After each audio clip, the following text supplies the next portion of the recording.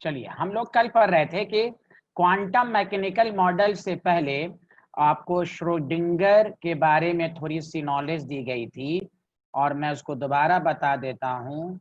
Schrodinger ने electron के तमाम इंफॉर्मेशन को मैथमेटिकल फंक्शन, वेव फंक्शन के बताए। वेव फंक्शन को हम जाई से डिनोट करते हैं। ये प्योरली मैथमेटिकल फंक्शन है। It gives all dynamic information about electron. कल हमने इसका एक जनरल फार्मूला पढ़ा था, एच हैमिल्टोनियन ऑपरेटर जाई इज इक्वल टू ई जाई। इससे उन्होंने इलेक्ट्रॉन की एनर्जी का पता लगाया। अब देखिए, उसी के नीचे आप पॉइंट लीजिएगा जहां तक कल एंड हुआ था।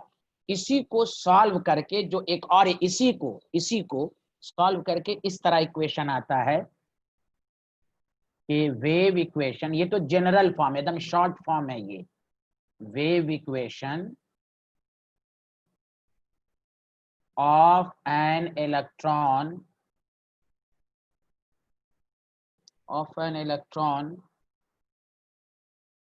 in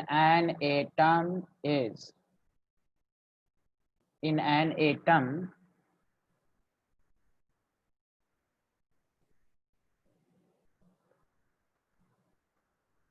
is moving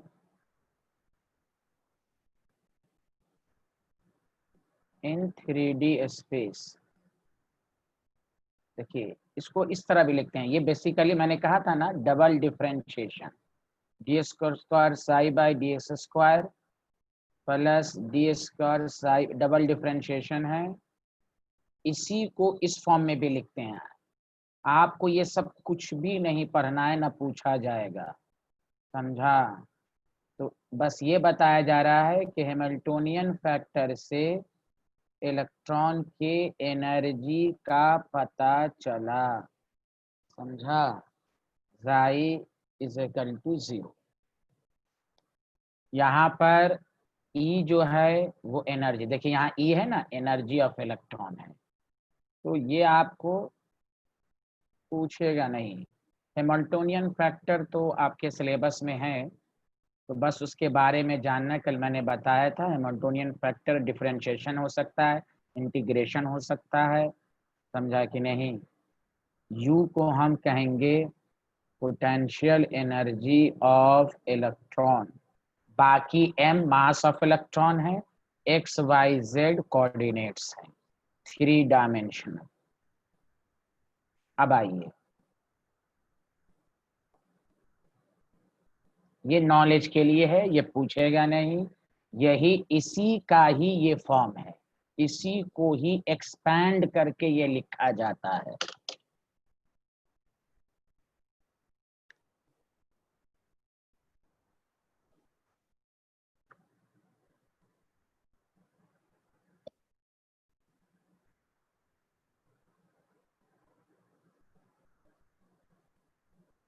लिख लिया आप लोगों ने? बताइए, मानस, हर्षित, सब लोगों ने लिख लिया? Yes sir. क्यों? No sir, no sir. अच्छा, आपका नाम? गौरव। अच्छा, गौरव साहू, ओके ओके, लिखिए।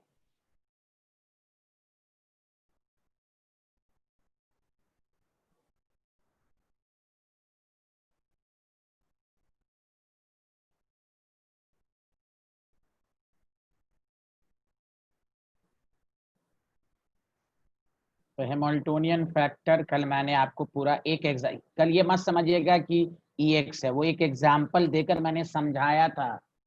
हैमिल्टोनियन फैक्टर क्या है वो मैंने एक एग्जाम्पल दिया था।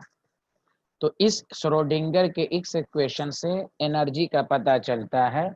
उन्होंने पोजीशन का कैसे पता लगाया, प्रोबेबिलिटी अप्रोच की वजह से, वो भी मैं बताऊंगा। चलिए, क्या गौरव साहू जी लिख लिया आपने? Yes sir. तो देखिए, पॉइंट वाइज लिखते रहिए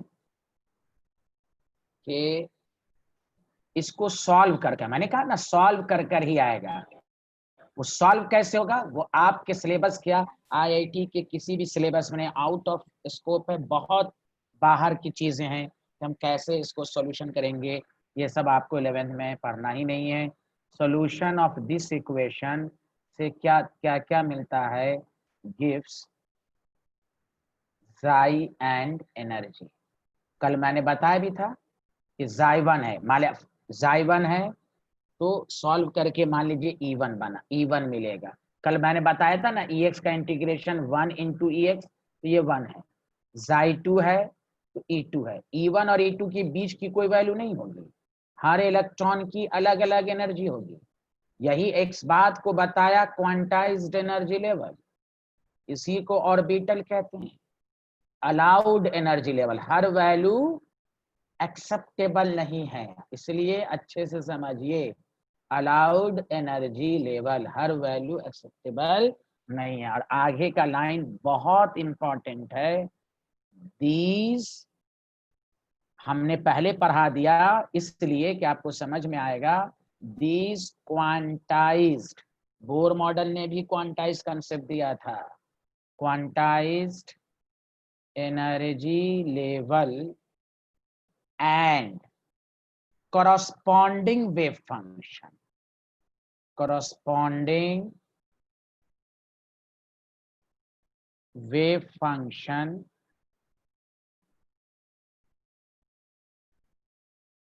are characterized by 3 quantum number. इसीलिए एनसीईआरटी में देखिएगा क्वांटम नंबर बाद में पढ़ाया गया है, पहले स्क्रोडिंगर है। हमने जानबूझ के पहले नहीं पढ़ाया कि आपको कुछ भी समझ में नहीं आता। करेक्टराइज बाय क्वांटम, याद रखिए जो क्वांटम नंबर का भी कंसेप्ट आया है श्रोडिंगर से सॉल्व कर कर आया है, 3 क्वांटम नंबर। और अपने आप में यह ऑब्जेक्टिव है कि श्रोडिंगर से स्पिन क्वांटम नंबर बहुत बाद में आया। This quantized energy level and corresponding wave function, मैं अभी एक एग्जांपल भी दूंगा, are characterized by 3 quantum number. और 3 क्वांटम नंबर कौन कौन है, principal, azimuthal and magnetic quantum number. जैसे मैं एक मिसाल देता हूं आपको, सबको समझ में आया? तो श्रोडिंगर से कौन सा क्वांटम नंबर नहीं मिला, बताइए सारे लोग। श्रोडिंगर वेव इक्वेशन से कौन सा क्वांटम नंबर नहीं मिला? हाँ, स्पिन, वेरी गुड, स्पिन नहीं मिला, बहुत अच्छे। अब आइए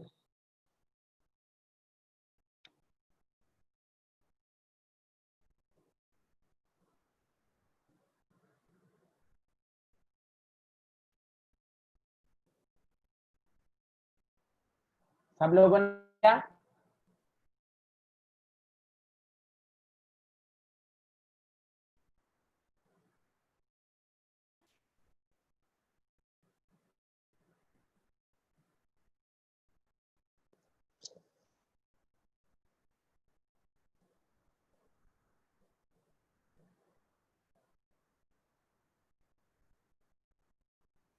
लिख लीजिएगा तो बताइएगा प्लीज।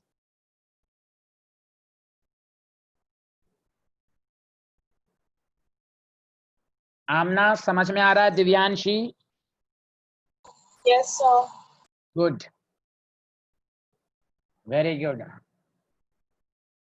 तो हम लोग क्या पढ़ रहे हैं, श्रोडिंगर वेव मैकेनिकल मॉडल से पहले श्रोडिंगर को जानना। वेव मैकेनिकल मॉडल कुछ नहीं है, बस डायरेक्ट पॉइंट लिख देना है, क्योंकि स्कूल के एग्जाम में आता है wave important features of wave mechanical model लिखें, तो वो असल समझना था श्रोडिंगर। उसने इलेक्ट्रॉन की तमाम इंफॉर्मेशन को मैथमेटिकल फंक्शन के फॉर्म में दिया, विच इज कॉल्ड जाई। जाई एक मैथमेटिकल फंक्शन है, बस यही नॉलेज रखना है। सॉल्व कैसे होता है, क्या होता है, इट इज टू कॉम्प्लिकेटेड, ये आपके सिलेबस में ही नहीं है, ना आईआईटी ना नीट के सिलेबस में है।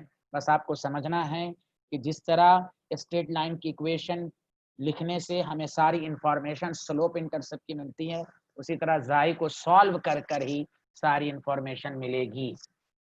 अब आइए, जैसे एग्जाम्पल मैंने दिया, जाई है n, l, m, ये याद रखिए।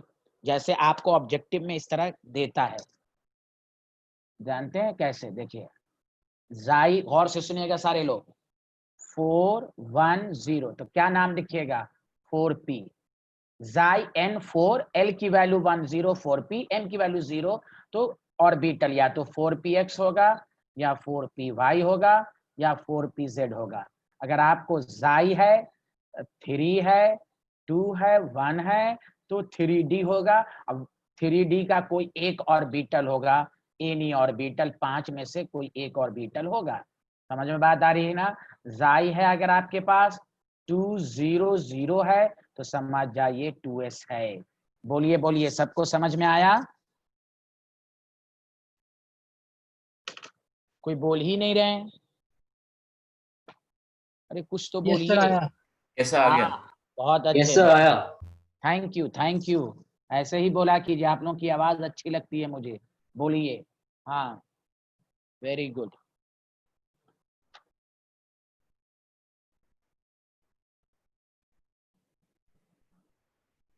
अच्छा,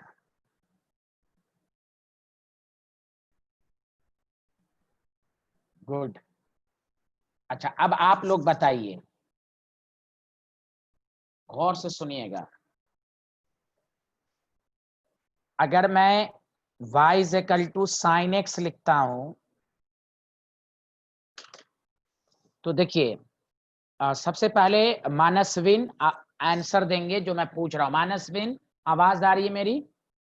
यस सर। मानसविन, ये आपके पास कोई फंक्शन मैंने लिखा है साइन का, क्या इससे कोई चीज आपको मालूम हो रही है? सिर्फ इससे जो मैंने लिखा है स्क्रीन पर, क्या इससे कोई इंफॉर्मेशन मिलेगी?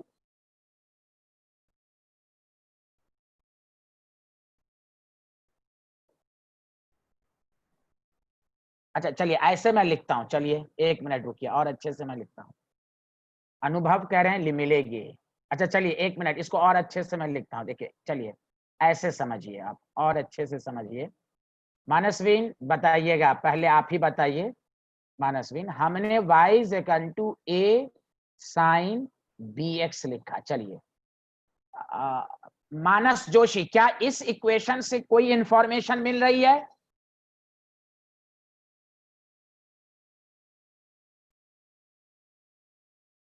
अनम्यूट करके बोलिए। मानस जोशी, आवाज आ रही है?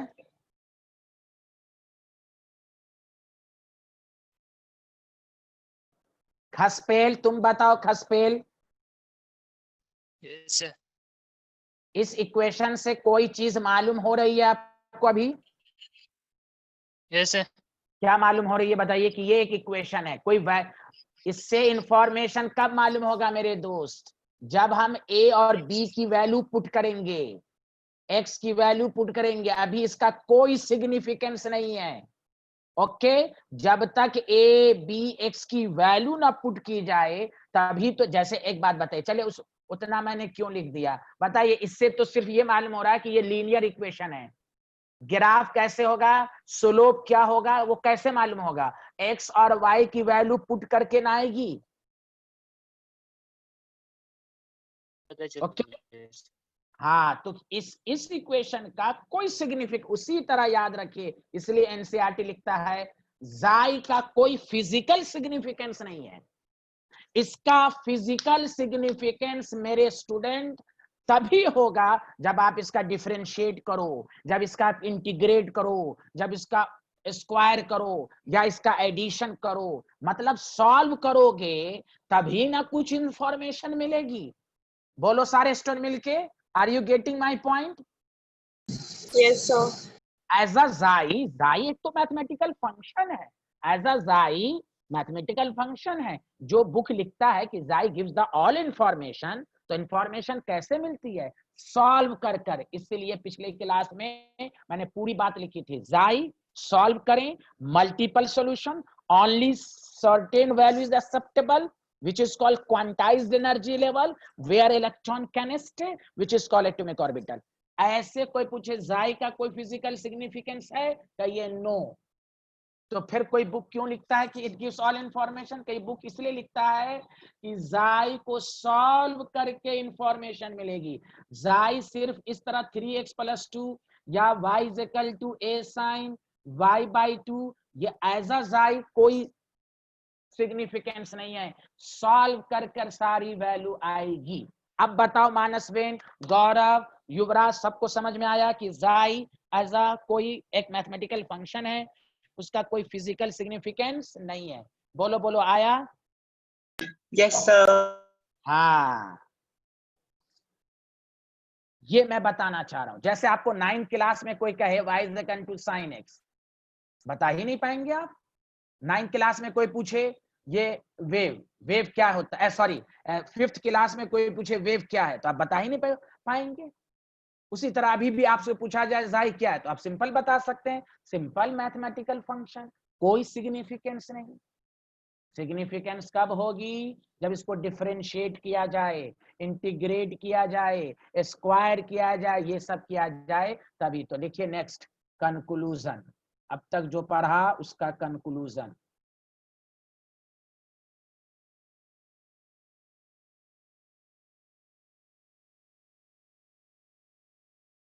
द वेव फंक्शन, ये पूछता है जाई इज अ कंक्लूजन, पूरा अच्छे से लिख लीजिए कंक्लूजन, अब तक जो पढ़ा।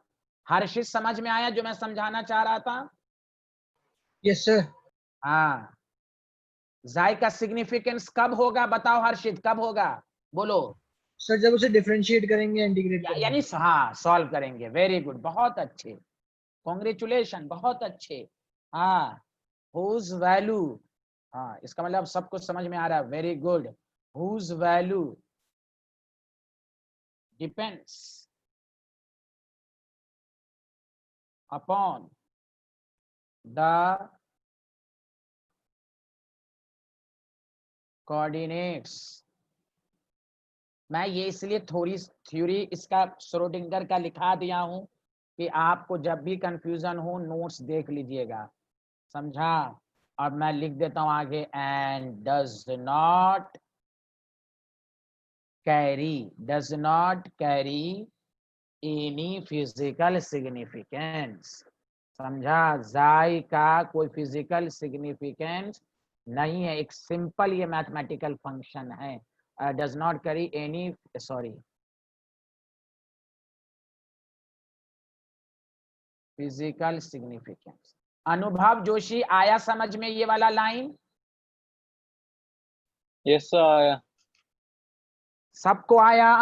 युवराज, आपकी आवाज नहीं आ रही है। यश, प्रीवियस क्लास में नहीं थे, आपको डाउट हो सकता है, आप वीडियो देख लीजिएगा, अगर देख कर आए हैं तो बताइए समझ में आया कि नहीं। यश,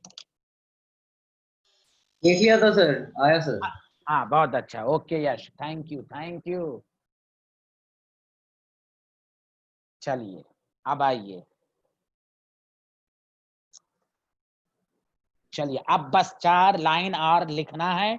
अब मैं वेव मैकेनिकल, पूरा ये श्रोडिंगर के बारे में मैंने बता दिया, वेव मैकेनिकल मॉडल क्या है वो मैं लिखा देता हूं, उसके बाद ग्राफ खत्म, समझा? गुड। चलिए, क्या ये कंक्लूजन आपने लिख लिया?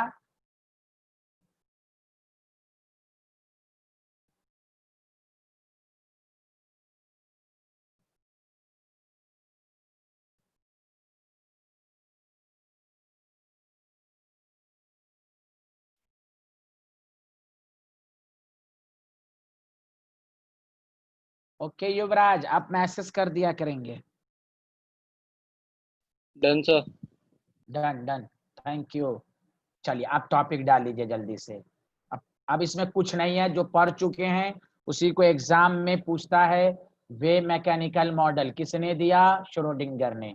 वेव मैकेनिक अब तक यही है, इसके बाद अब तक कोई नहीं। Wave mechanical model of atom, समझा? ब्रैकेट में लिख लीजिए, अब जल्दी जल्दी एकदम फास्ट लिखिए, गिवन बाय श्रोडिंगर, बस पॉइंट वाइज एग्जाम में, स्कूल के एग्जाम में आता है, समझा? चलिए आप सब लोग लिखिए। द पहला point, the energy of electron in an atom is quantized. ये बोर मॉडल ने भी कहा, वे मैकेनिकल ने कहा, क्योंकि प्रूफ करो कि भाई सर्टेन वैल्यू, मतलब can only have certain specific, multiple solution होता है लेकिन हम ओनली सर्टेन वैल्यू को एक्सेप्ट करते हैं। Second point,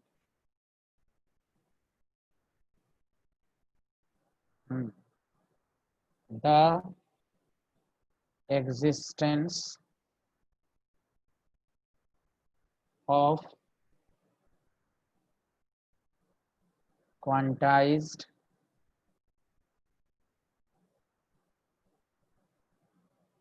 level is a direct result of the wave-like, direct result of wave-like properties, direct result of wave-like properties, quantized energy wave-like properties को बताया। And बस 2-3 पॉइंट लिख लीजिए। एक लास्ट पॉइंट बहुत इसका इंपॉर्टेंट है जो हम लोगों ने अब तक नहीं पढ़ा है, अलाउड सॉल्यूशन ऑफ, ये कैसे आया, तो allowed solution of Schrodinger wave equation.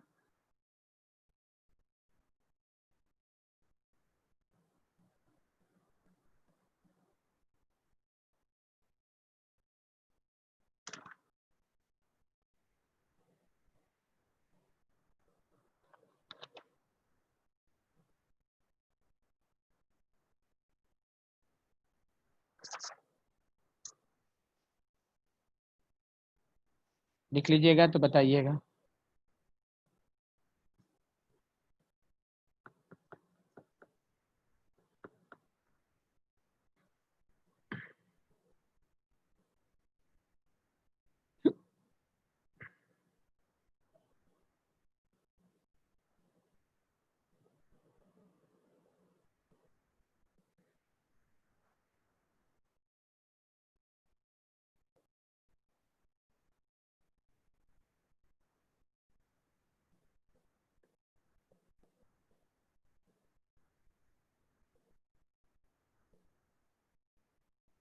लिख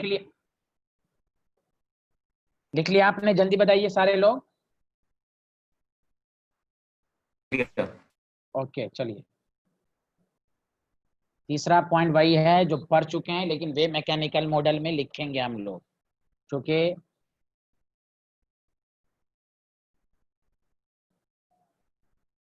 बोथ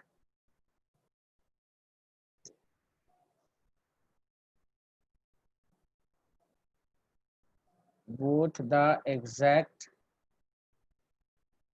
पोजीशन, क्योंकि वेव नेचर है, पोजीशन एंड, लिखना शुरू कीजिए, exact velocity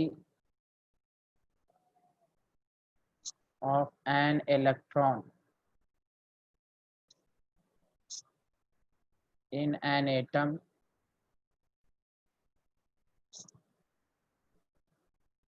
can't be determine, जो आप पढ़ते आ रहे हैं, कांट बी डिटरमाइन साइमल्टेनियसली। इसी को हेजनबर्ग कहते हैं। मतलब ये हुआ, कोई पूछे कि path of electron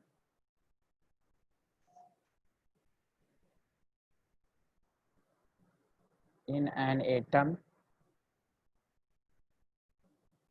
can never be determined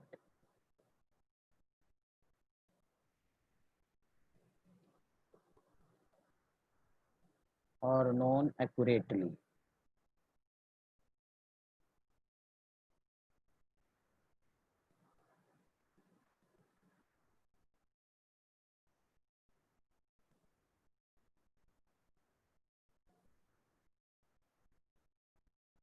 चौथा पॉइंट, एन एटॉमिक ऑर्बिटल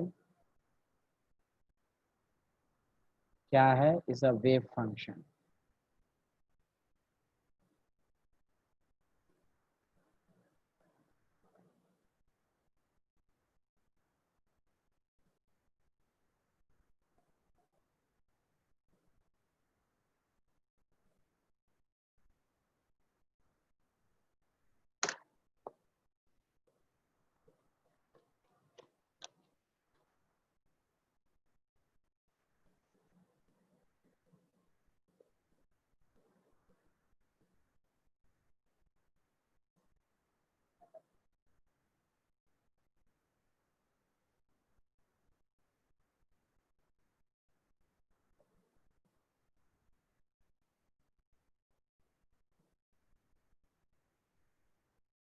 लिख लीजिएगा तो बताइएगा आप।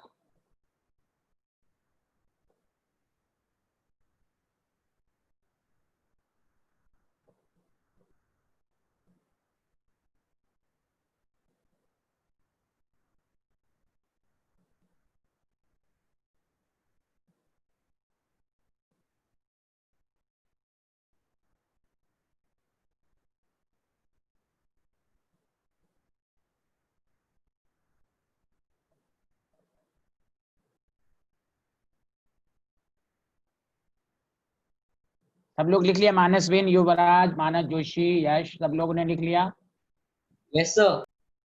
गुड। चलिए लास्ट पॉइंट बहुत इंपॉर्टेंट है, याद रखिएगा। मैं पॉइंट भी लिख देता हूं और टॉपिक के फॉर्म में। प्रोबेबिलिटी डेंसिटी, याद रखिए जब भी केमिस्ट्री में आए प्रोबेबिलिटी डेंसिटी, इसको कहते हैं जाई स्क्वायर। जाई का फिजिकल सिग्निफिकेंस नहीं है, मैंने कहा था ना, डिफरेंस सॉल्व करके जाई स्क्वायर एक सॉल्यूशन आ गया। ये क्या बताता है, गौर से सुनिए। मान लीजिए ये कोई, मान लीजिए आयरन रॉड है, इसकी पूरी लेंथ 100 सेंटीमीटर है। अगर हमने कहा कि 10 एटम पर सेंटीमीटर है, टोटल नंबर ऑफ, सॉरी क्या कहते हैं इसको, 1 मिनट। अगर हमें 1 सेंटीमीटर में कितने एटम ये मालूम हो जाएगा, तो बताइए 100 में टोटल मालूम हो जाएगा कि नहीं? अगर हम number of iron atom per unit length निकाल लें, पर यूनिट लेंथ, मान लिए number of iron atom per unit length 10 हैं, तो 100 सेंटीमीटर में टोटल आयरन एटम कितने आएंगे, जल्दी बताओ। 1000। हाँ, तो प्रोबेबिलिटी डेंसिटी क्या है, वो यही बताता है। Probability of finding of electron around the nucleus पर यूनिट वॉल्यूम, या पर यूनिट एरिया, या पर यूनिट लेंथ, या किसी पॉइंट के रिस्पेक्ट में, किसी पॉइंट के रिस्पेक्ट में। अगर हमें टोटल प्रोबेबिलिटी निकालना होगा, वो हम अभी पढ़ाएंगे। प्रोबेबिलिटी डेंसिटी दोबारा सुनिए। प्रोबेबिलिटी डेंसिटी क्या होता है? It gives the idea of probability of finding of electron at a point with in an atom, किसी पॉइंट के रिस्पेक्ट में। अब वो पॉइंट पर यूनिट लेंथ हो सकता है, पर यूनिट एरिया हो सकता है, पर यूनिट वॉल्यूम हो सकता है। तो जब हमें किसी एक पॉइंट पर इलेक्ट्रॉन की प्रोबेबिलिटी मालूम हो जाएगी, तो हमें टोटल भी मालूम हो जाएगी। तो टोटल क्या करेंगे, अगर लेंथ के रेस्पेक्ट में है तो लेंथ से मल्टीप्लाइड कर देंगे, वॉल्यूम है तो वॉल्यूम के रेस्पेक्ट में। तो कोई भी पूछे what is the probability density, तो लिखिए it gives the probability of finding of electron। गौर से सुनिए, probability of finding of electron at a point, ये लाइन इंपॉर्टेंट। अब मैं समझने के लिए लिख देता हूं, ये पॉइंट पर यूनिट वॉल्यूम हो सकता है, पर यूनिट, लेकिन यहां पर वॉल्यूम ही लेंगे, पर यूनिट एरिया हो सकता है, पर यूनिट लेंथ हो सकता है। ये कहने का मतलब है, तो भाई एट अ पॉइंट का मतलब यही है, within an atom, due to which, यही पूछता है, due to which Xi square has got physical significance। Xi square का फिजिकल सिग्निफिकेंस है, लेकिन Xi का नहीं है।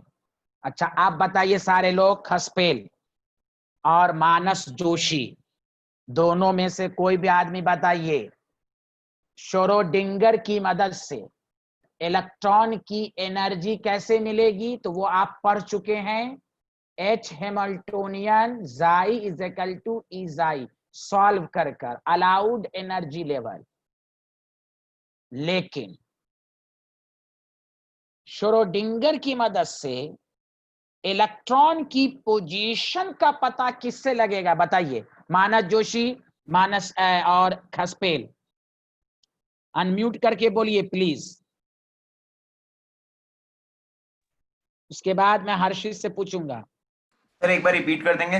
हाँ रिपीट कर रहा हूं। मैं ये कह रहा हूं अब इससे पहले जाई स्क्वायर से पहले आपने पढ़ा श्रोडिंगर वेव इक्वेशन से एनर्जी का पता चला, जो मैंने इक्वेशन भी लिखा था H हैमिल्टोनियन जाई इज इक्वल टू ई जाई। इससे क्या मिला था खसपेल और मानस जोशी या every student? Energy of electron, quantized energy level. Okay, यहां तक समझ में आया? पहले yes sir.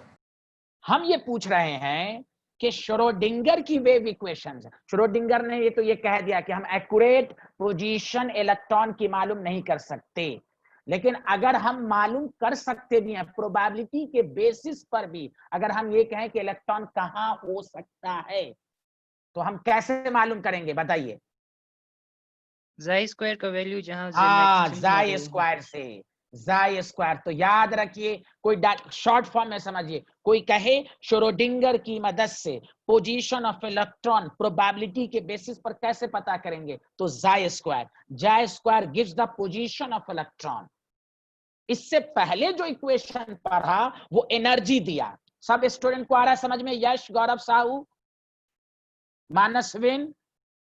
Yes sir. Yes, sir. हाँ वेरी गुड। जाई स्क्वायर एकदम अच्छे से शॉर्ट फॉर्म में याद रखिए। कोई कहे जाई स्क्वायर से क्या पता चला? कहीं डायरेक्ट कहिए पोजीशन ऑफ इलेक्ट्रॉन, और उसको एग्जाम में ऐसे लिखना है, it gives the probability of finding of electron at a point के रेस्पेक्ट में। वो पॉइंट पर यूनिट लेंथ हो सकता है, पर यूनिट वॉल्यूम हो सकता है, पर यूनिट एरिया हो सकता है।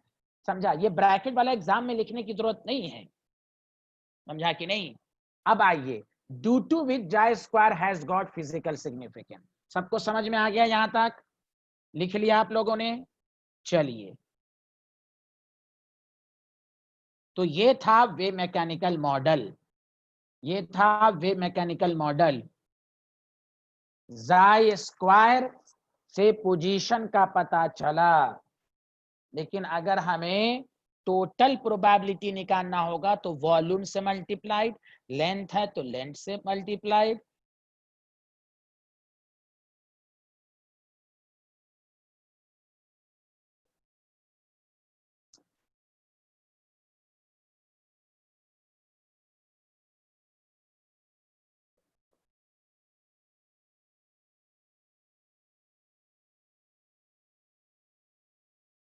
क्या आप लोगों ने लिख लिया? Yes sir. Yes sir. Good.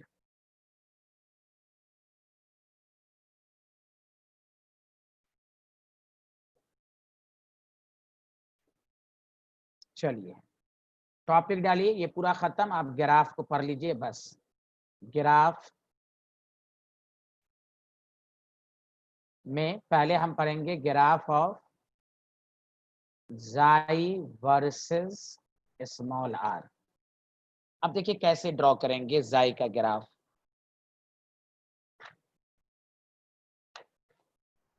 Draw करने के लिए पहली बात 1s है आपके पास, 1s का सारे लोग ध्यान दीजिएगा।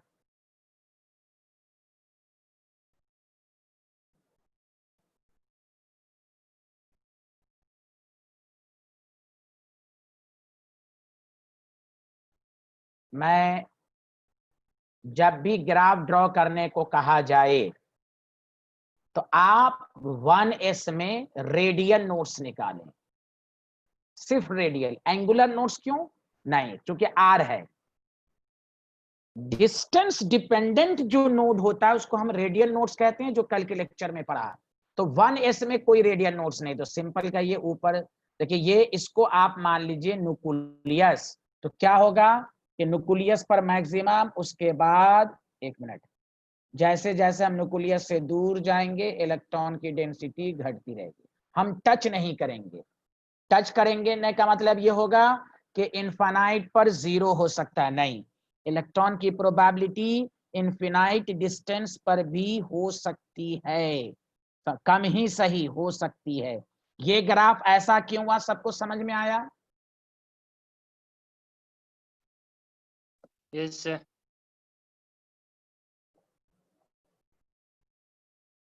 पहला काम, अभी दूसरा भी ड्रॉ करेंगे तो और अच्छे से आएगा, ऊपर से लाना है, ऊपर से मैक्सिमम, टच नहीं कराना है। अब आइए 2s, तो 2s में पहला काम रेडियल नोट्स निकाल लीजिए, 2 - 0 - 1 1। सारे लोग दोबारा देखिए 2s का ग्राफ, Xi वर्सेस R, तो एक रेडियल नोट्स है, तो देखिए ऊपर से आइए, सॉरी, ऊपर से आइए,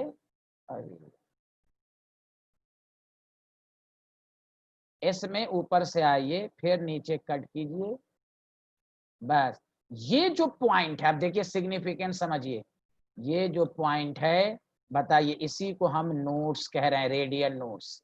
जाई की वैल्यू पॉजिटिव में भी आएगी, नेगेटिव, इसलिए पॉजिटिव नेगेटिव, इसलिए इसका कोई फिजिकल सिग्निफिकेंस नहीं।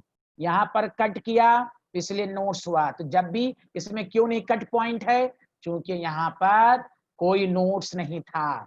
तो 2s का जब ग्राफ ड्रॉ करेंगे तो ऊपर से आइए 0, फिर घटा, फिर इस तरह चलता रहेगा, टच नहीं कराना है। बताइए सबको समझ में आया यहाँ तक? ये दूसरा ग्राफ आया? अनम्यूट करके पूछिए जिनको नहीं समझ में आ रहा होगा।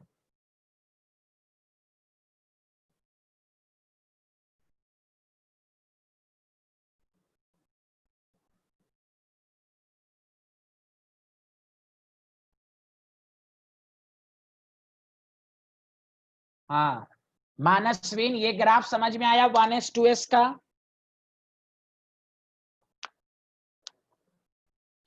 Yes, sir. गुड। गौरव, आपको आया? Yes, sir. चलिए नोट कर लीजिए, फिर हम आगे बढ़ते हैं।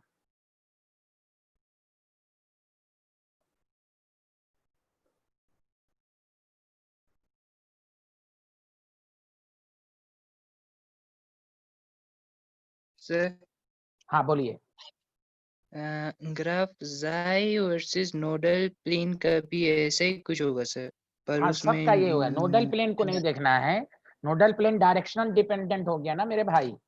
नोडल प्लेन तो डायरेक्शन को बताता है ना, नोडल प्लेन एल पर डिपेंड करता है, यहाँ आर का ग्राफ है। नहीं सर, अगर वर्सेस नोडल प्लेन होता तो नहीं नहीं नहीं, उसका ड्रॉप आप ड्रॉ ही नहीं, वहां तो डायरेक्शन पे मालूम ही हो गया, तो उसका ग्राफ नहीं, यहाँ पर एंगल की बात ही नहीं करेंगे हम। ओके, हम जो भी ओके ड्रॉ सर। कर सकते हैं वो रेडियस के लॉन्ग ही कर सकते हैं। वो तो ग्राफ आ ही गया, वाई जेड के लॉन्ग इलेक्ट्रॉन डेंसिटी 0 है, वाई एक्स वाई के लॉन्ग इलेक्ट्रॉन डेंसिटी 0 है। Okay okay sir. ओके, अब आइए तीसरा। सर आप एक बार 2s को वापस से एक्सप्लेन कर सकते हैं? अच्छा, 2s को मैं दोबारा रिपीट कर देता हूं, आपको एक्सप्लेन कर देता हूं। देखिए देखिए मानसविन, जब भी ग्राफ बनाना हो तो मानसविन पहला स्टेप क्या करेंगे, आप बताइए पहले। सर मानसविन, Xi और उसको नो नहीं नहीं, जाई वर्सेस आर का ग्राफ बनाना हो तो पहला स्टेप क्या करेंगे, रेडियल नोट्स निकालेंगे। मानसविन, पहला काम, रेडियल नोट्स। हाँ, रेडियल नोट्स n - l - 1, 2 - 0 - 1, एक नोट्स है। Clear Manasvin, clear? Yes sir. हाँ, कोई पूछेगा आपसे कि एंगुलर नोट्स आप क्यों नहीं बना रहे हैं, कहिए एंगुलर नोट्स का एक तो ग्राफ ड्रॉ नहीं होगा, दूसरी बात हम ग्राफ ड्रॉ कर रहे हैं Xi वर्सेस आर। आर का मतलब डिस्टेंस, डिस्टेंस पर जो नोट्स होगा उसी की बात की जाएगी, समझा? अब देखिए जो मैं दोबारा समझा रहा हूं, Xi की वैल्यू पॉजिटिव नेगेटिव दोनों हो सकती है। Xi ऊपर से लाइए, न्यूक्लियस के नजदीक इलेक्ट्रॉन की डेंसिटी s ऑर्बिटल में ज्यादा होती है, आई कट की, फिर इस तरह टच नहीं करना है। ये पॉइंट क्या बता रहा है, नोट्स क्या बता रहा है, नोट्स। हाँ,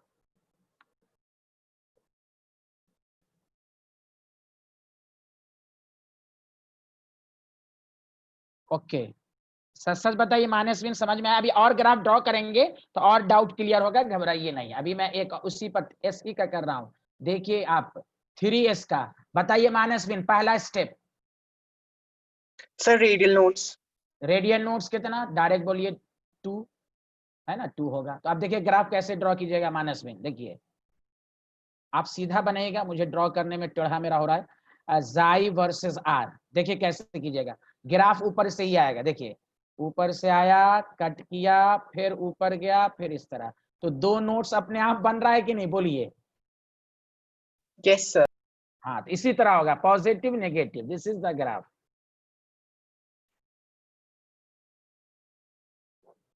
तो अब 4s का नहीं बनाऊंगा, उसी तरह का ग्राफ होगा। अब हम p का बना देते हैं, p का।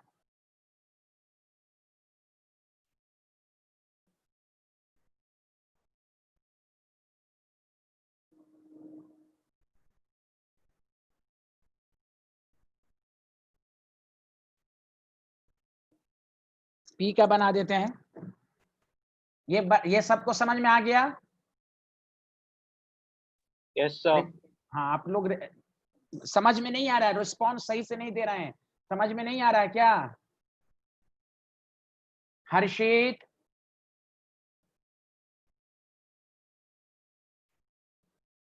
सर आ रहा है। हाँ, रेडियल नोट 0। अब देखिए सारे लोग P का जो ड्रॉ कीजिएगा ना, गौर से सुनिए, फिर से सुनिए। न्यूक्लियस के नजदीक कौन सा ऑर्बिटल होता है, जल्दी से बताइए। न्यूक्लियस के नजदीक कौन होता है? S, उसके बाद P, उसके बाद D, उसके बाद F। तो nearer to the nucleus S orbital के इलेक्ट्रॉन मैक्सिमम, इसलिए ऊपर से ग्राफ हुआ। मेरी बात को सुनिए और ध्यान दीजिए, अभी ड्रॉ में मत रहिए। P हो या D हो, तमाम का ग्राफ ओरिजिन से शुरू होगा, बढ़ा, कोई नोट्स नहीं, इस तरह।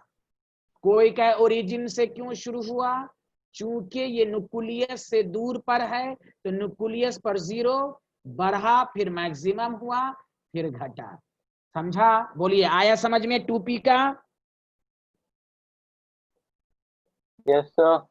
Yes sir. हाँ, याद रखिए, एस के अलावा, दोबारा रिपीट कर रहा हूं ना, तो अपने लैंग्वेज में लिख लीजिए, एस के अलावा पी हो या डी हो, उसका ग्राफ ओरिजिन से शुरू होगा। एस का हमेशा ग्राफ ऊपर से आएगा, ओरिजिन से नहीं आएगा। क्यों? एस ऑर्बिटल में इलेक्ट्रॉन की प्रोबेबिलिटी न्यूक्लियस पे मैक्सिमम होती है।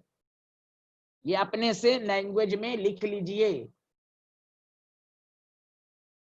जैसे अगर आपको कहे 3p, तो पहला काम रेडियल नोट्स 1। अब इसका ग्राफ उसी तरह बनाइए जिस तरह आप बनाते हैं। तो देखिए ग्राफ, जाई वर्सेस आर, ओरिजिन से शुरू कीजिए। देखिए, हाँ एक मिनट,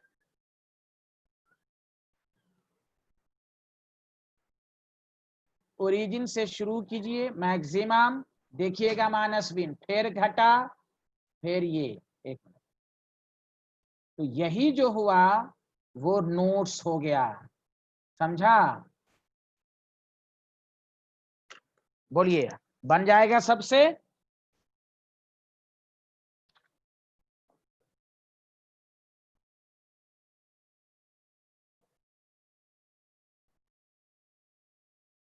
आयुष, थम्पी, कुछ आ रहा समझ? जी सर। पक्का? हाँ जी। हाँ, वीडियो लेक्चर भी देखते रहिएगा जिसमें डाउट रहे तो। Okay sir. हाँ, ये पार्ट बहुत मजबूत होना चाहिए, NLM। चलिए, सबको ग्राफ में कि अनुभव, कोई डाउट है? मानस जोशी, मानसविन, हर्षित, खसपेल, यश, आगे बढ़ते क्लियर है। हैं। क्लियर है, माशाल्लाह, क्लियर है सर। Good good good. अब आइए दूसरे ग्राफ पर, graph of psi square versus r. Manasvin, Manasvin सुन रहे हैं मेरी आवाज?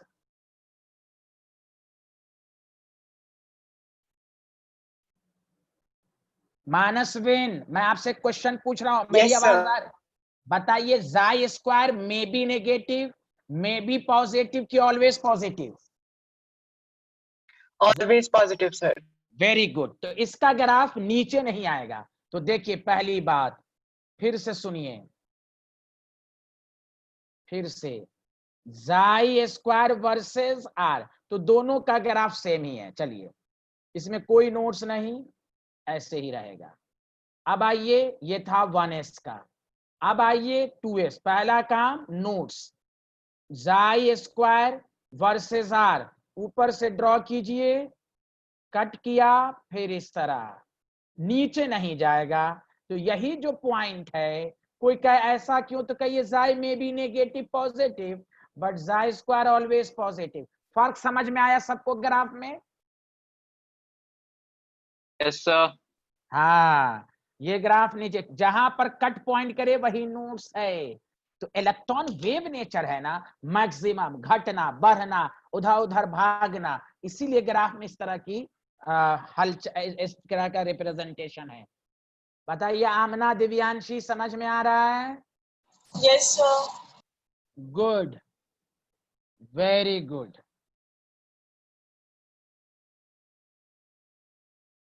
तो जाई स्क्वायर में इसी का है बस। अब आइए,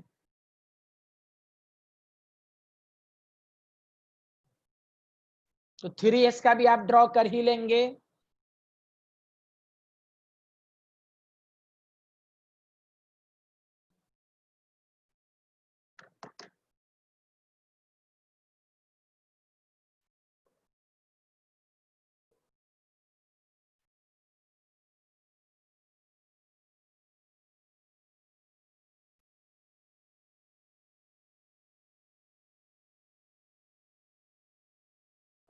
अब देखिए,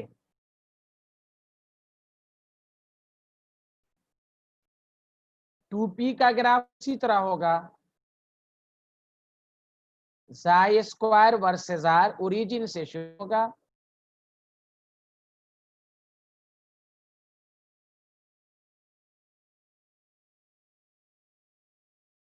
हाँ ये 2p है, 3p है,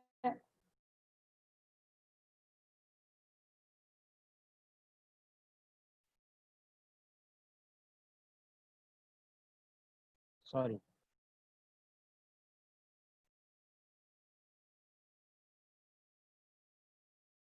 तो ये नोट्स है।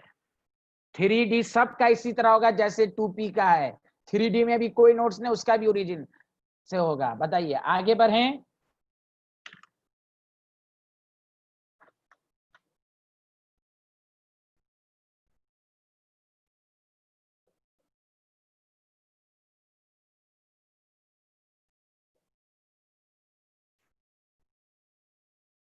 Excuse me sir. हाँ बोलिए। सर डी का कैसा होगा? हाँ बताते हैं, अभी मिटा दी इसको, इसको लिख लिया आप लोगों ने? यस सर, बना लिया। हाँ, डी का भी उसी तरह होगा। देखिए पहला काम क्या कीजिएगा, रेडियल नोट्स निकाल लीजिएगा, 0 है, ठीक है। तो आप क्या कीजिएगा, इसी तरह जाई स्क्वायर वर्सेस आर, 3d का इसी तरह बने जैसे p का, बस फर्क ये होगा कि इसकी जो विड्थ है वो ज्यादा होगी, क्यों, ये न्यूक्लियस से दूर होता है ना। तो न्यूक्लियस से दूर होता है तो फोर्स ऑफ अट्रैक्शन कम होगा, तो इसकी जो चौड़ाई है वो थोड़ी ज्यादा होगी, मिलता जुलता ग्राफ रहेगा, ठीक है। ये 2p का हो गया, ये 3d का हो गया, इसमें कोई नोट्स नहीं। 4d का होगा तो इसी तरह होगा। ओके, गौरव आया?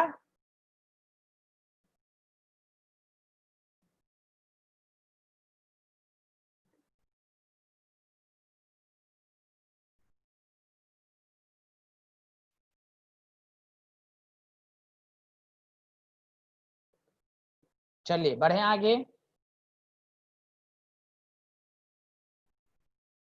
गुड,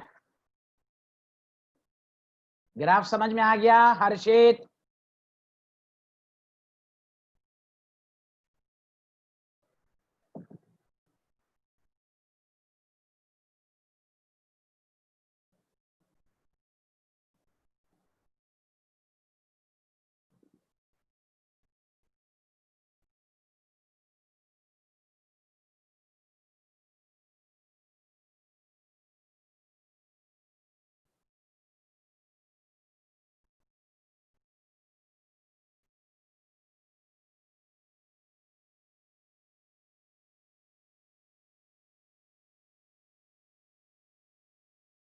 लिख लिया आप लोगों ने? Yes sir. हाँ, एक लास्ट है ग्राफ जो स्कूल के एग्जाम में नहीं आएगा। अब तक जो 2 ग्राफ बताया वो स्कूल के एग्जाम में तो आएगा ही और कंपटीशन में भी आएगा। एक ग्राफ ऐसा है जो सिर्फ कंपटीशन में आएगा, उसको कहते हैं ग्राफ में रेडियल प्रोबेबिलिटी फंक्शन। बहुत आसान है, जो मैंने अभी समझाया था उसी पर है। देखिए, रेडियल प्रोबेबिलिटी फंक्शन, समझा? तो इसको हम समझिए कि आर स्क्वायर से डिनोट करते हैं। What does mean by the r square? तो देखिए, रेडियल प्रोबेबिलिटी डेंसिटी ये है, it gives the idea of total probability of finding of electron around the nucleus, around the nucleus। यहाँ पर कोई पॉइंट नहीं, कुछ नहीं लिखेंगे, समझा कि नहीं? तो याद रखिए, आर स्क्वायर का मतलब सिंपल कहिए प्रोबेबिलिटी, मैं प्रूव भी कर दूंगा, प्रोबेबिलिटी डेंसिटी इनटू डीवी। याद है अभी पढ़ाया था ना, psi square is equal to probability of finding of electron at a point per unit volume. तो probability divided by volume, cross multiplication करो, जाई स्क्वायर इनटू वी आएगा कि नहीं? उसी को आर स्क्वायर कहते हैं, इसलिए लिखा रहता है dv 4 pi r square psi square. एक मिनट, इस तरह आपको लिखा रहेगा, जब आप सॉल्व करेंगे तो ध्यान दीजिए कि psi square dot 4 pi r square d r, ये पूरा वर्ड कहलाता है प्रोबेबिलिटी, रेडियल प्रोबेबिलिटी फंक्शन। पहले सारे लोग बताइए, क्या ये समझ में आया? क्या ये समझ में आया? जल्दी बताइए। यस सर आया। हाँ, probability of finding of electron पर यूनिट वॉल्यूम को जाई स्क्वायर कहते हैं। तो टोटल निकालेंगे तो क्या करेंगे? जाई स्क्वायर से मल्टीप्लाइड कर देंगे, समझा? बस। अब इसका ग्राफ तो और आसान है, बहुत आसान है, बहुत आसान है। ये बोर्ड में, ये स्कूल में नहीं आता है, कॉम्पिटिशन्स में आता है। तो याद रखिए, what is the radial probability function? It gives, अच्छा आइडियल मैंने लिख दिया, ये आइडिया है।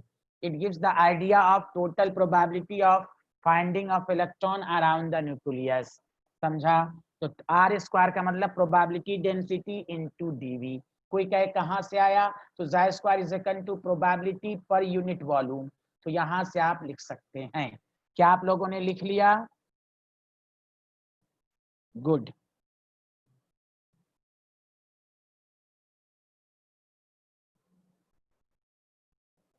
अब देखिए इसका ग्राफ, जब भी इसका ग्राफ ड्रॉ करेंगे, graph of r square versus r, सारे लोग सुनिए।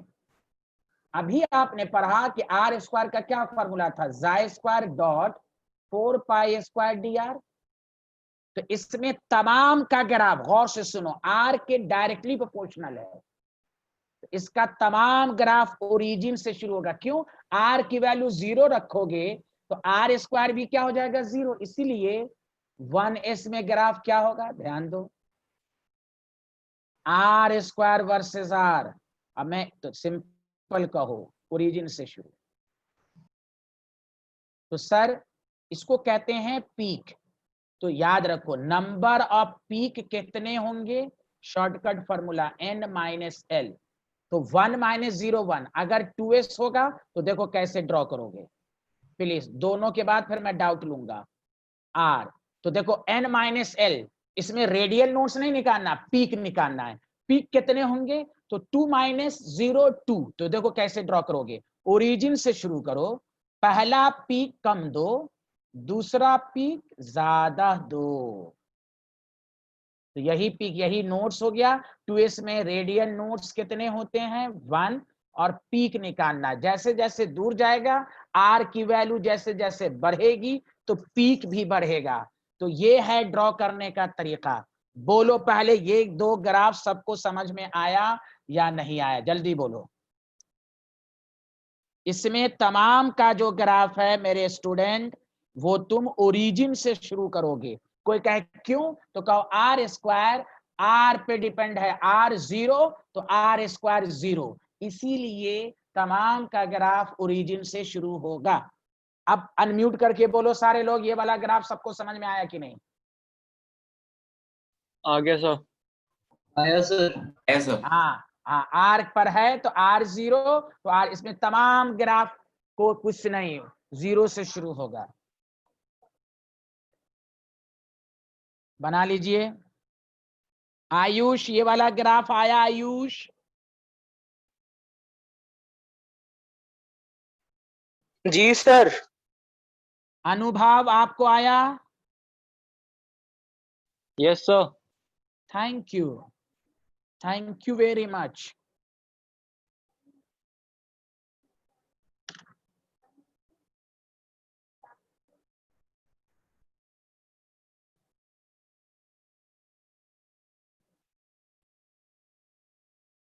क्या आप लोगों ने लिख लिया?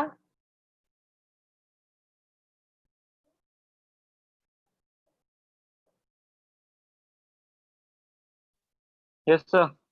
बताइए 3s में कितने पीक होंगे? जल्दी बोलो। 3। 3। 3। Very good. तो अगर इसका ग्राफ, सॉरी, अगर इसका ग्राफ कहे तो आप 3 पीक बनाओ। 3 पीक बनाओगे ना तो ऑलरेडी 2 नोट्स आ जाएंगे आपको। मानसवीन, आपको समझ में आया ये वाला ग्राफ? बोलिएगा। Yes sir. हाँ गुड। तो देखिए कैसे बनाइएगा। पहला पीक छोटा, दूसरा पीक बड़ा, फिर तीसरा पीक ज्यादा बड़ा। तो ये आपका 2 नोट्स हो गया। और सब ये मैक्सिमम रेडियस है, सब ये मैक्सिमम रेडियस है।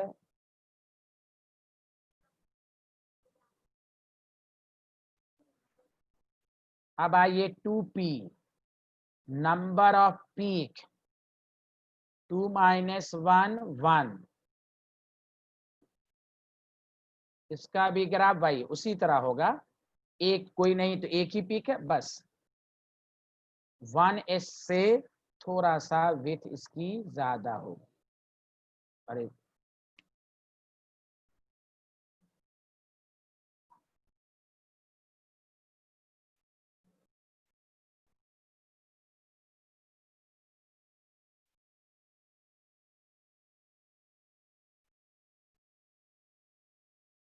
थ्री पी होगा तो आप अपने से बना लीजिए। तो देखिए सब मैंने आपको बता ही दिया, तमाम ग्राफ पर पीएचडी करा दिया आपको।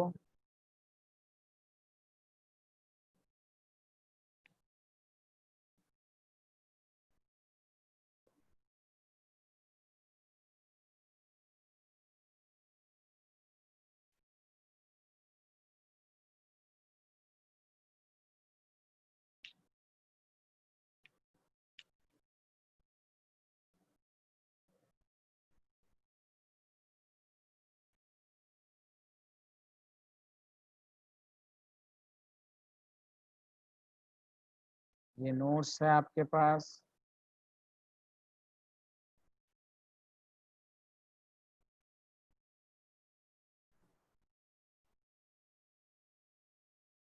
ये बना लिया था आप लोगों ने?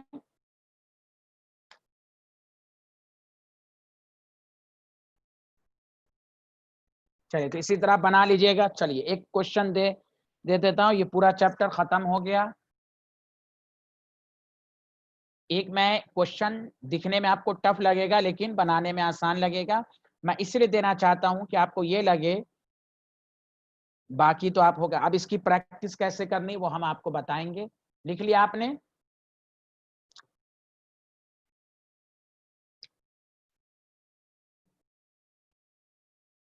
3D वगैरह सब का इसी तरह बना सकते हैं आप। कोई बोल ही नहीं रहा है, लिख लिया मानसविन? Yes, sir. Yes, sir. लिख चलिए, लिया। ओके। अब देखिए एक क्वेश्चन आया था, मैं जानबूझ के देना चाहता हूं कि आपको ये ना लगे कि टफ क्वेश्चन है। देखिए एक दफा क्वेश्चन आया था कि लिखना शुरू कीजिए, ये क्वेश्चन है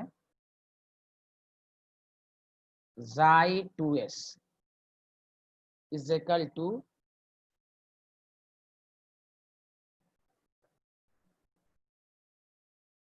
क्यों नहीं लिखा है,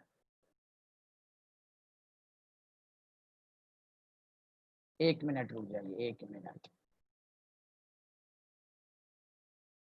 गड़बड़ कर देता है बीच बीच में। यहाँ देखिए, हाँ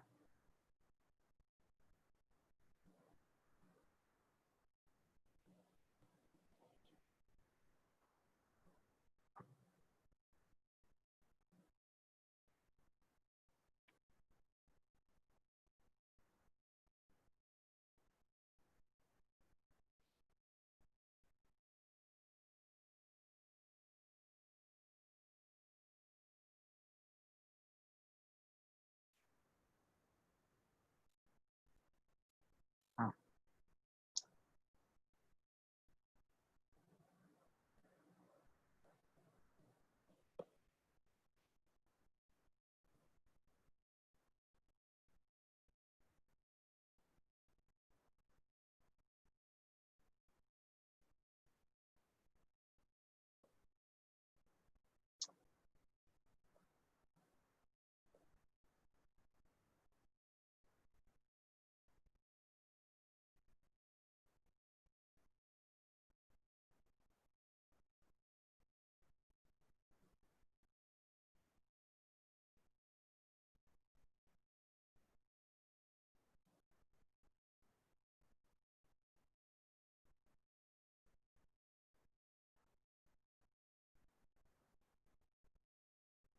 अनुभव आपका वीडियो दिख रहा है? अनुभव,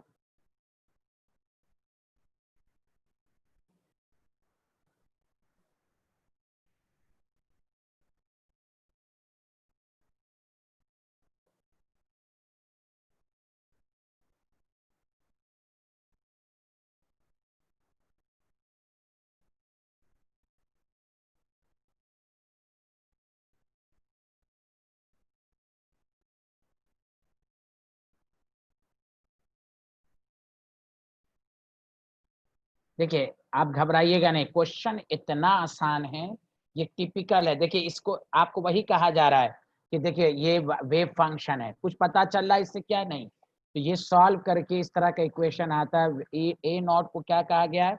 ए naught is the Bohr radius. कुछ बातें मैं रिवीजन क्लास में भी बताऊंगा कि अब मुझे समझाने में आसानी होगी। Bohr radius, let the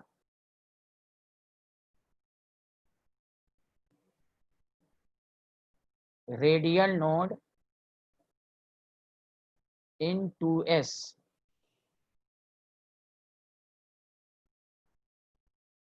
orbital be r naught, यानी आर नॉट पर इलेक्ट्रॉन की डेंसिटी 0 हो गई। Then find r naught in terms of a naught, ये आपको पूछ रहा है।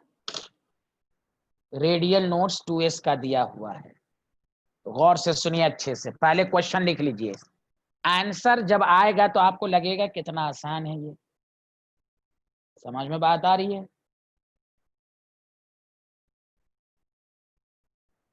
तो देखिए सारे लोग,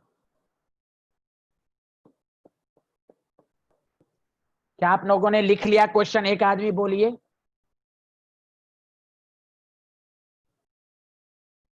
युवराज लिख लिया, मानसविन लिख लिया क्वेश्चन, अनुभव क्वेश्चन लिख लिया,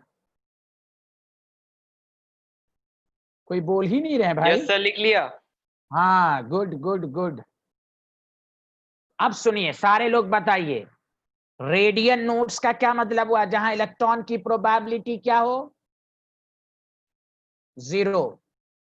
तो एट, एक मिनट, सारे लोग सुनिए, एट नोड, चाहे कोई भी नोड हो। क्वेश्चन दिख रहा है ना, तो लास्ट की लाइन रह गई थी। अच्छा अच्छा अच्छा, लीजिए लीजिए लीजिए, अच्छा एक मिनट, सॉरी, एक, हाँ चला गया, हाँ लीजिए, लिखिए। कितना दिखने में टफ लग रहा है। अब देखिए इसका आंसर जो आएगा तो आपको इतनी हंसी आएगी कि कितना आसान क्वेश्चन है ये। देखिए आगे बढ़ें। क्वेश्चन आपको आना है कि फाइंड द आर नॉट, हाँ ठीक है, r naught in terms of. तो देखिए नोट्स में साई स्क्वायर क्या होगा, 0। जब साई स्क्वायर 0 है तो इसलिए साई भी 0।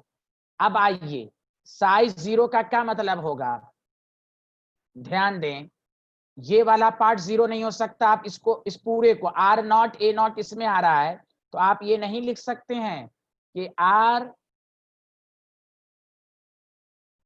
एक मिनट क्या था, हाँ 2 माइनस, हाँ 2 minus r naught by a naught is equal to 0। तो 2 is equal to r naught by a naught. तो आपको आंसर क्या आ जाएगा, r naught is equal to 2 a naught. बताइए कितना आसान क्वेश्चन था।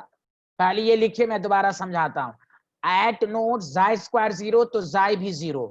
अब आप फंक्शंस को देख लीजिए, सारे लोग इधर देखिए, तो ये 0 हो नहीं सकता, ये पूरा पार्ट 0 हो नहीं सकता, ये देख लीजिए, क्योंकि रेडियस कुछ ना कुछ तो होगी, ए नॉट 0 तो हो ही नहीं सकता, तो यही वाला पार्ट 0 होगा, समझा?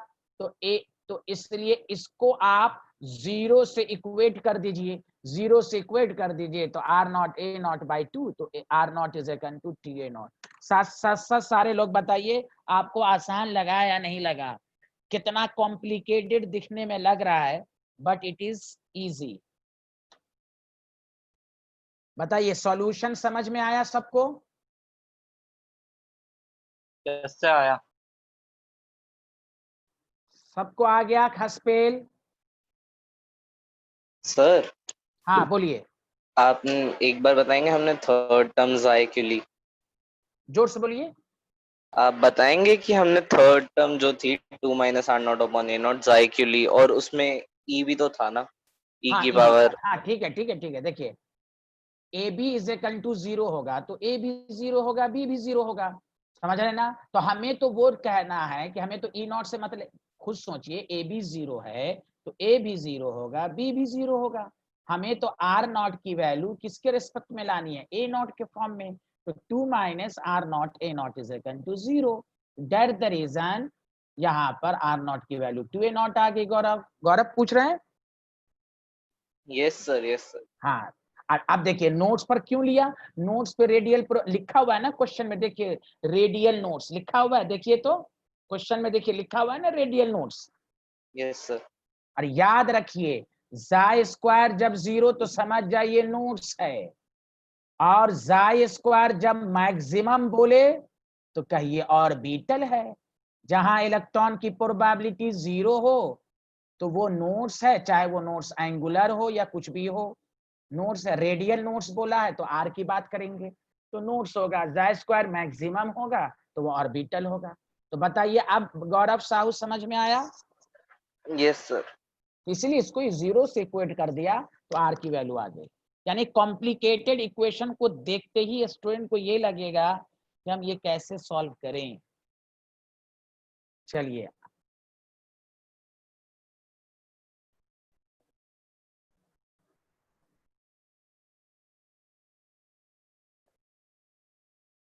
लिख लिया? Yes sir. ओके, तो चलिए आज इतना ही पढ़ते हैं। नेक्स्ट क्लास से, कल से हम न्यू चैप्टर पीरियोडिक टेबल शुरू करेंगे। ओके सारे लोग, सही कह रहा हूं मैं? Yes sir. कल ही से शुरू करते हैं नया चैप्टर, अब टाइम भी ज्यादा नहीं है। ओके, अच्छा कल हम आते ही 3-4 क्वेश्चंस कराएंगे, यानी हम हर 10 मिनट में 4-5 क्वेश्चंस कराएंगे। आप उसका पेज अलग से बना लीजिए, पेजेस अच्छा युवराज तुम बताओ कितना कॉपी भर गया, कॉपी ज्यादा तो नहीं हुआ इस दफा?